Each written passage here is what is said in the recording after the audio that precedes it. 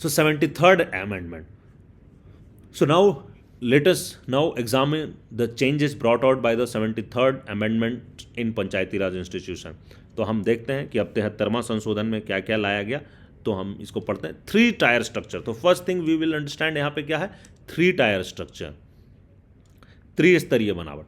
So all states now have a uniform 3 tier Panchayati Raj structure. So 3 layer है, 3 tier Panchayati Raj structure है पूरे भारतवर्ष में, सभी राज्यों में अब यही है. At the base is the gram panchayat. तो सबसे बेस में जो 3 टायर में जो सबसे बेसिक टायर है वो क्या है, पहला क्या है, ग्राम पंचायत. एक ग्राम पंचायत कवर्स ए विलेज और ग्रुप ऑफ विलेज. पंचायत में क्या होगा, एक गांव या अगर छोटे छोटे गांव हैं तो एक ग्रुप ऑफ गांव कंसिडर किया जाएगा और पॉपुलेशन के बेसिस पे. The intermediary levels is the mandal, also refers to as block और तालुका.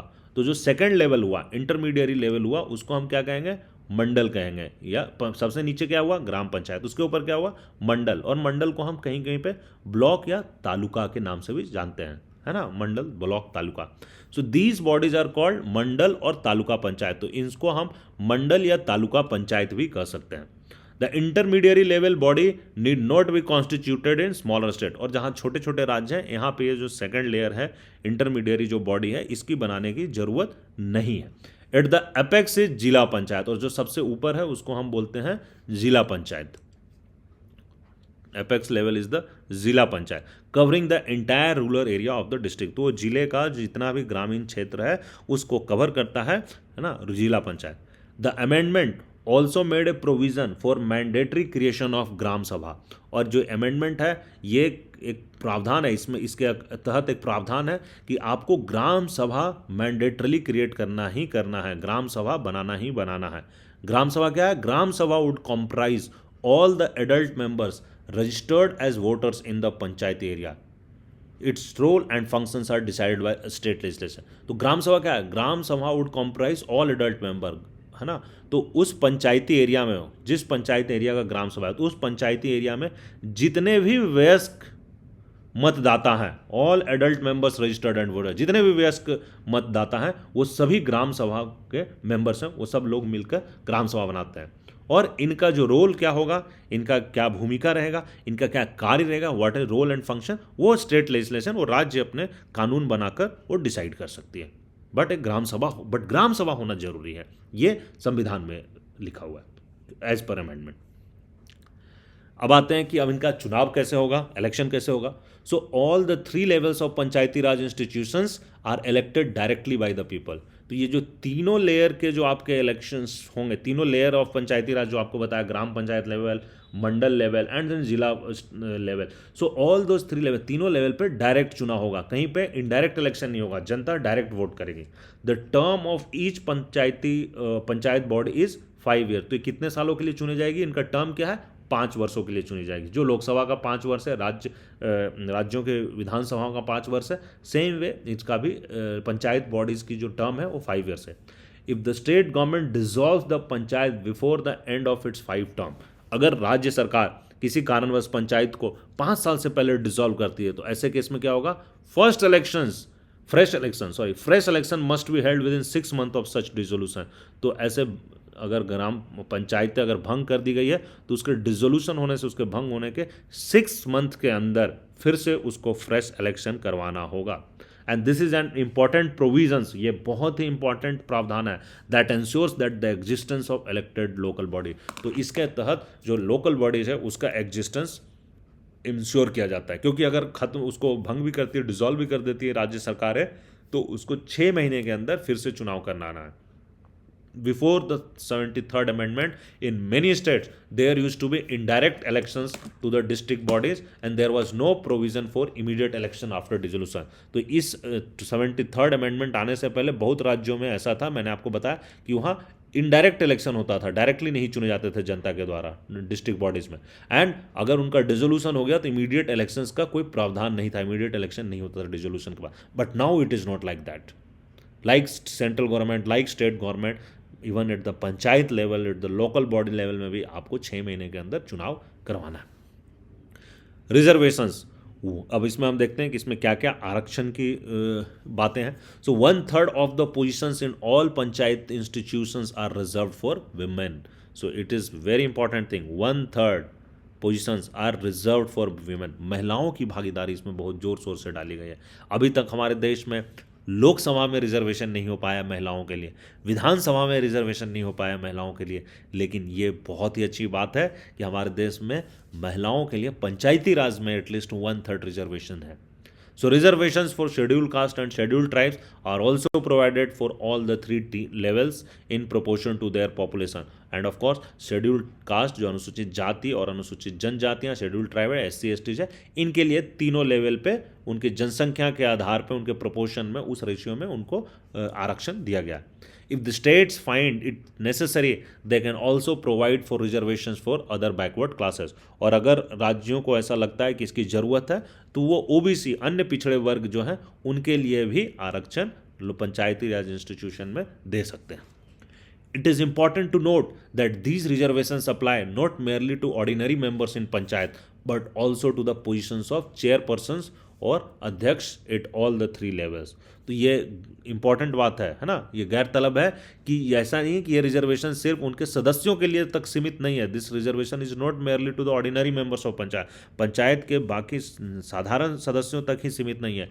ये तीनों स्तर में एट ऑल 3 लेवल्स में जो उनके चेयरपर्सन होते हैं या अध्यक्ष जो होते हैं, है ना, उनके लिए भी ये आरक्षण लागू होता है। Further, reservation of 1/3 of seats for women is not merely in general category of seats, but also within the seats reserved for the scheduled caste, scheduled tribes and the backward class. और एक और important चीज़ की जो 1/3 महिलाओं का आरक्षण है वो सिर्फ जनरल कैटेगरी में नहीं है बल्कि with in the category of schedule caste, जो शेड्यूल कास्ट की कैटेगरी है, जो शेड्यूल्ड ट्राइब्स की कैटेगरी, जो बैकवर्ड क्लास ओबीसी की कैटेगरी, सो इन तीनों कैटेगरी के अंदर भी महिलाओं का 1/3 रिजर्वेशन रहेगा। तो जितने शेड्यूल कास्ट के लिए रिजर्व सीट्स है उसमें 1/3 सीट्स उसमें भी महिलाओं के लिए रहेगा, शेड्यूल कास्ट की महिलाएं।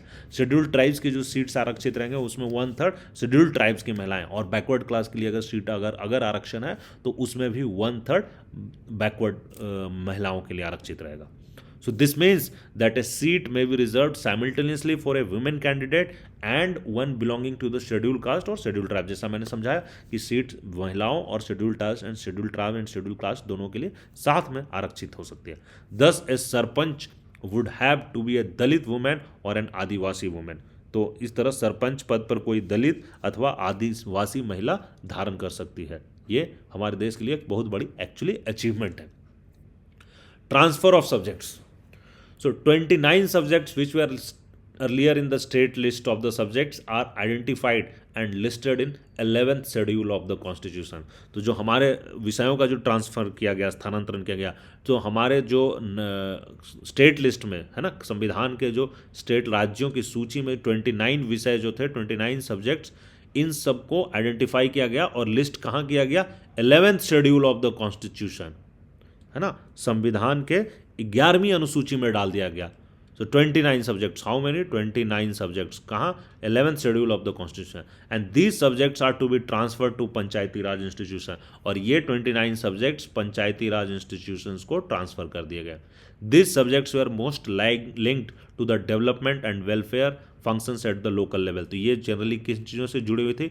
ये विकास और वेलफेयर, जो लोकल लेवल पे विकास एंड वेलफेयर के फंक्शंस हैं उससे जुड़ी हुई थी। लोकल लेवल पे डेवलपमेंट और कल्याण की जो बातें हैं उनसे जुड़ी हुई थी।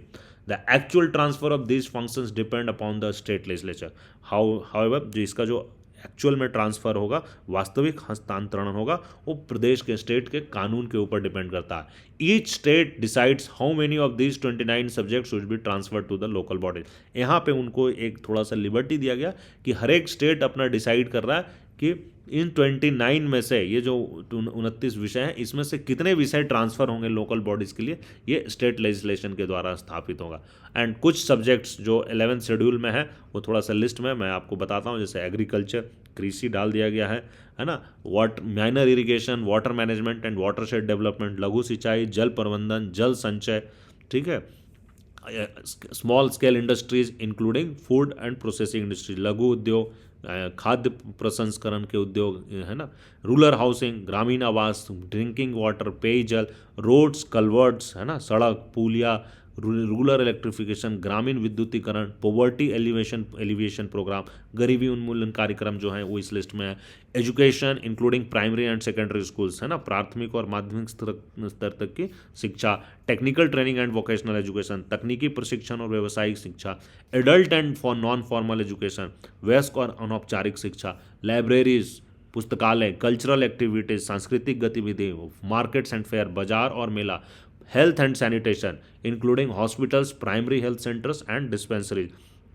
तो स्वास्थ्य और साफ सफाई, इसमें बेसिकली अस्पताल भी शामिल है including hospitals, primary health centre, प्राथमिक स्वास्थ्य केंद्र और डिस्पेंसरी, फैमिली वेलफेयर, परिवार नियोजन, वीमेन एंड चाइल्ड डेवलपमेंट, महिला और बाल विकास, सोशल वेलफेयर, समाज कल्याण, welfare of the weaker sections and in particular of the scheduled caste and the scheduled tribes. तो जो कमज़ोर तबके के लोग हैं इनका कल्याण, खास करके जो अनुसूचित जाति और अनुसूचित जनजाति का, एंड पब्लिक डिस्ट्रीब्यूशन सिस्टम, सार्वजनिक वितरण प्रणाली जो। सो ये सब कुछ विषय हैं जो 29 सब्जेक्ट्स के लिस्ट में आते हैं, जिनको राज्यों को पावर है कि वो उनमें से कुछ सब्जेक्ट्स को लोकल बॉडीज़ के लिए, प्राइमरी पंचायती राज इंस्टीट्यूशंस के लिए ट्रांसफर कर दें। So the provisions of the 73rd Amendment were not made applicable to the area inhabited by the Adivasi population in many states of India. So जो भारत के अनेक प्रदेशों के आदिवासी जनसंख्या वाले क्षेत्र थे, है ना, आदिवासी पॉपुलेशन वाले स्टेट, इसमें 73rd अमेंडमेंट एक्ट के जो प्रावधान है ये लागू नहीं होगा, इनसे दूर रखा गया है। In 1996 a separate act was passed extending the provisions of Panchayati Raj system to this area, और 1996 में एक अलग से एक कानून पारित किया गया, एक लागू न्याय कानून अधिनियम लाया गया जिसमें पंचायती राज के जो व्यवस्था है, इनके प्रावधान जो है वो इन दायरों में, इन क्षेत्रों में भी अब इनका दायरा बढ़ा दिया गया। So many adivasi communities have their traditional customs of managing common resource such as forest and small water reservoirs etcetera. सो बहुत सारी आदिवासी कम्युनिटी होती हैं जिनका अपना एक ट्रेडिशंस है, कस्टम्स है कि वो जो अपने रिसोर्सेस है, जंगल है, फॉरेस्ट है और जो वाटर रिजर्व है, उनको एक अपने तरीके से, ट्रेडिशनल कस्टम के तरीके से वो मेंटेन करते हैं। So therefore the new act protects the rights of this communities to manage their resources in ways acceptable to them. तो इनको जो नया एक्ट है 1996 का एक्ट, इसके तहत इनको अधिकार दिया गया है कि ये कम्युनिटी को अपना अधिकार दिया गया है कि ये अपने जो अधिकार हैं, जो अपने लोग ट्रेडिशनल कस्टम्स के बेसिस पे जो ये अपना कॉमन रिसोर्स को मैनेज करते हैं, ये अधिकार को इनको संरक्षण करने का एक्ट ये इनको अधिकार प्रदान करता है। For this purpose more powers are given to gram sabhas. तो ग्राम सभाओं को ऑफ दिस एरिया, इन क्षेत्रों के जो ग्राम सभा हैं और इलेक्टेड विलेज पंचायत, और इन जगहों के जो निर्वाचित विलेज पंचायत है ना, have to get the consent of gram sabha in many respect. So basically इनके जो ग्राम सभाओं को कुछ ज़्यादा शक्तियाँ दी गई है, और जो इनके इलेक्टेड विलेज पंचायत है, निर्वाचित विलेज पंचायत है, उनको ग्राम सभा का कॉन्सेंट भी लेना होता है बहुत सारे मुद्दों पे। So the idea behind this act is that local traditions of self government should be protected while introducing modern elected body। तो इसका आइडिया क्या है, इसके पीछे का जो मूल विचार है कि जो स्वशासन की स्थानीय परंपरा है ना, वो उसको भी बचाया जा सके, और आधुनिक ढंग से जो निर्वाचित निकायों की जो इलेक्शन हो रहे हैं, उन दोनों को एक साथ में दोनों को एक साथ मेंटेन करके चला जाए। This is only consistent with the spirit of diversity and decentralisation. So ये बेसिकली जो हमारी विविधता और विकेंद्रीकरण की जो भावना है, उसके साथ, उस विचार के साथ संगति में बैठती है, उसके साथ कंसिस्टेंट है। सो इट्स बेसिकली हमारे जो spirit of diversity and decentralisation के इन लाइन में है। Now come to the state election commissioners, है ना। सो जो राज्य चुनाव आयोग, so the state government is required to appoint a state election commissioner. तो राज्य सरकार एक स्टेट इलेक्शन कमिश्नर का स्थापना करता है। मेंबर ऑफ लोकसभा का चुनाव कौन करवाता है, बेसिकली पार्लियामेंट के मेंबर्स का चुनाव कौन करवाता है, chief election commissioner and election commission, है ना। Election commission of India we can say, which consist of chief election commissioner and other election commissioners also. ये भी मैं आपको पढ़ा चुका हूँ। बट जो राज्यों जो और इनफैक्ट राज्यों के असेंबली चुनाव कौन करवाता है, वो भी इलेक्शन कमीशन ऑफ इंडिया कराएगा। बट जो पंचायती राज का है, उसके लिए क्या है कि द स्टेट गवर्नमेंट अपॉइंट करेगा state election commissioner who would be responsible for conducting elections to the Panchayati Raj institution. ये पंचायती राज्यों में चुनाव कराने के लिए स्टेट इलेक्शन कमिश्नर बनाए जाते हैं राज्यों के द्वारा। Earlier this task was performed by the state administration which was under control of the state government. तो पहले ये काम किसके द्वारा करवाए जा रहे थे? पहले ये काम स्टेट एडमिनिस्ट्रेशन, जो राज्य के प्रशासन है उसके द्वारा करवाए जा रहे थे, बट वो किसके अंडर होते हैं? वो राज्य सरकार के अंदर होते हैं।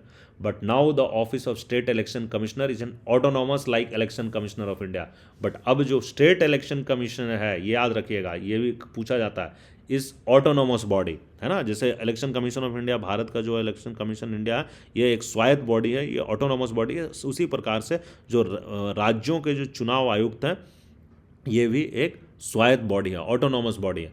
However, the state election commissioner is an independent officer and is not linked to nor this office under the control of election commission of India। So ये भी एक बहुत ध्यान रखने वाली बात है कि जो स्टेट इलेक्शन कमीशन है इज इंडिपेंडेंट ऑफिसर, ये स्वतंत्र ऑफिसर है, इज नॉट लिंक्ड, और ये नहीं जुड़ा हुआ है, to nor is the officer under the control of election commission of India. तो ये ऐसा नहीं है कि जैसे सेंट्रल के ऊपर एक इलेक्शन कमीशन ऑफ इंडिया है, उसके नीचे स्टेट इलेक्शन कमिश्नर्स, नहीं। स्टेट इलेक्शन कमिश्नर एक इंडिपेंडेंट बॉडी है, इसके मेंबर इंडिपेंडेंट ऑफिसर है, ये किसी भी प्रकार से जो इलेक्शन कमीशन ऑफ इंडिया है उससे जुड़े हुए नहीं है, दोनों अलग अलग बॉडी है। This is not a hierarchical organisation. State election commissions जो हैं वो भारत के इलेक्शन कमीशन ऑफ इंडिया के अंतर्गत नहीं आते हैं, दो independent and separate and distinct bodies है। This has to be remembered, ये अलग अलग बॉडी है, दोनों में कोई लिंक नहीं है। नेक्स्ट है स्टेट फाइनेंस कमीशन, राज्य वित्त आयोग। The state government is also required to appoint a state finance commission once in a 5 years. तो हर एक 5 साल में एक राज्यों को एक वित्त आयोग नियुक्त करना होगा। This commission would examine the financial position of the local governments in the state. और ये लोकल गवर्नमेंट का जो फाइनेंशियल पोजीशन है, उनका जो फाइनेंशियल स्टेटस है, उसका जायजा लिया करेगा। It would also review the distribution of revenues between the state and local governments on the one hand and between rural and urban local governments on the other। तो ये दो तरीके पर डिस्ट्रीब्यूशन और रिव्यू, जो रेवेन्यूज़ है, जो हमारे पास जो स्टेट गवर्नमेंट के पास जो सब आ रहे हैं रेवेन्यूज़, जो सर पैसे आ रहे हैं, तो उसका डिस्ट्रीब्यूशन करेगा किसमें, किसके किसके बीच में? स्टेट एंड लोकल गवर्नमेंट, है ना, जो स्टेट है और लोकल गवर्नमेंट, दो तरीके से करेगा। एक कि स्टेट एंड लोकल गवर्नमेंट के बीच में क्या होना चाहिए, उसका वो रिव्यू करेगा, है ना, पुनर्लोकन करेगा। दूसरा वो साथ में पुनर्लोकन करेगा कि कितना गांव में जा रहा है, रूरल बॉडीज़ के पास कितना जा रहा है, एंड अर्बन लोकल गवर्नमेंट को कितना जा रहा है। सो rural and urban local government, दो अलग अलग पंचायती Raj institutions and municipal bodies, इन दोनों के बीच में रूरल एंड अर्बन में क्या डिवाइड है, एंड स्टेट गवर्नमेंट कितना दे रहा लोकल गवर्नमेंट को, ये क्या डिवाइड है। ये दोनों चीज़ों का पुनर्लोकन रिव्यू करेगा। This innovation ensures that allocation of funds to the rural local government will not be a political matter. तो इससे क्या होता है कि जो ग्रामीण स्थानीय शासन को जो धन आवंटित करना होगा वो एक राजनीतिक मसला नहीं बनेगा, क्योंकि ये financial commission, state finance commission के द्वारा किया जा रहा है। अब आते हैं दोस्तों हम 74th अमेंडमेंट पे, है ना। तो जो 74वां संशोधन है, so as we have mentioned earlier the 74th amendment dealt with urban local bodies और नगर पालिका। तो 74वां संशोधन क्या है?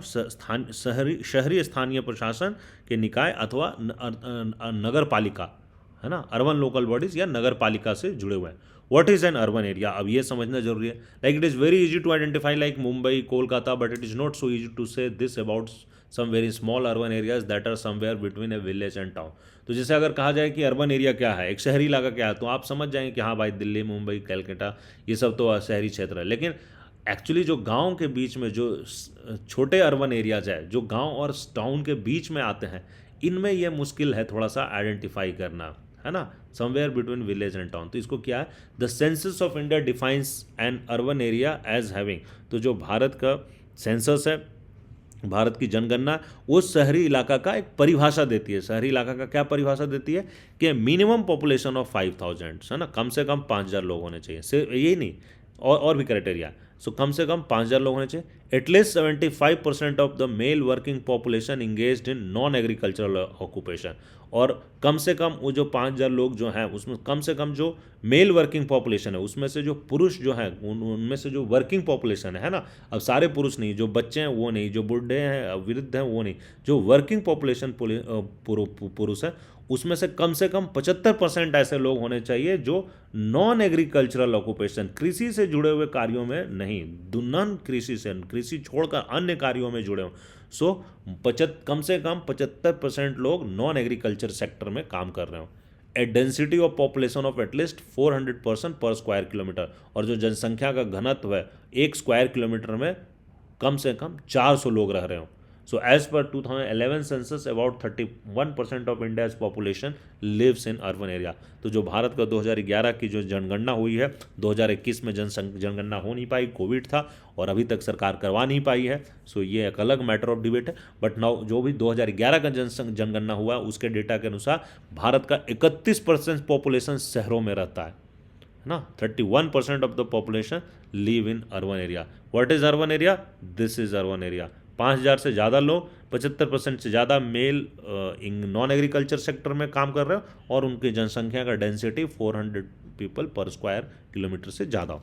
सो in many ways the 74th amendment is repetition of the 73rd amendment. बहुत सारी चीज़ों में जो 74th अमेंडमेंट है वो एक्चुअली 73rd अमेंडमेंट का रिपीटेशन ही है, क्योंकि उसको वो भी एक लोकल बॉडी का ही पार्ट है। However except that it applies to urban areas, but ये शहरी क्षेत्रों में आता है, 73rd ग्रामीण क्षेत्रों में आता है।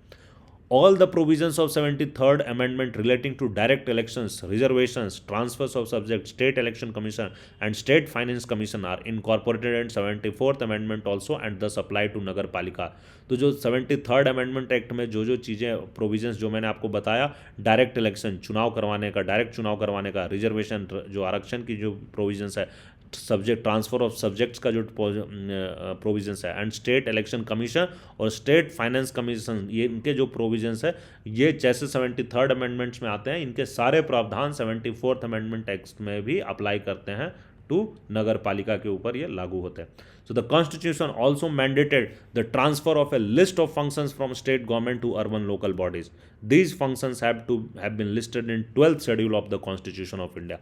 सो क्या क्या जो लिस्ट ऑफ फंक्शन है, जैसे मैंने बताया था कि अभी 73rd अमेंडमेंट एक्ट में क्या है कि जो गांव के जो प्राइमरी पंचायती राज इंस्टीट्यूशन है उनके लिए जो फंक्शंस लिस्ट किए गए हैं, स्टेट गवर्नमेंट के जो जो फंक्शन जो urban local rural local bodies के लिए, वो 73rd अमेंडमेंट एक्ट से हुए हैं। वो किस में? वो 11th शेड्यूल में। ये किस में? ये 12th शेड्यूल ऑफ कॉन्स्टिट्यूशन में। याद रखिएगा, कंफ्यूज मत होइएगा। 11th schedule is for list of activities for local panchayat, so for rural local bodies, है ना। And 12th schedule is list of functions from the state government to urban local bodies, है ना। List of function from state government to urban local bodies. Urban local bodies का 12वां अनुसूची, 12th अनुसूची, 12th schedule of some constitution में आता है। ठीक है, तो ये टॉपिक खत्म हो गया दोस्तों।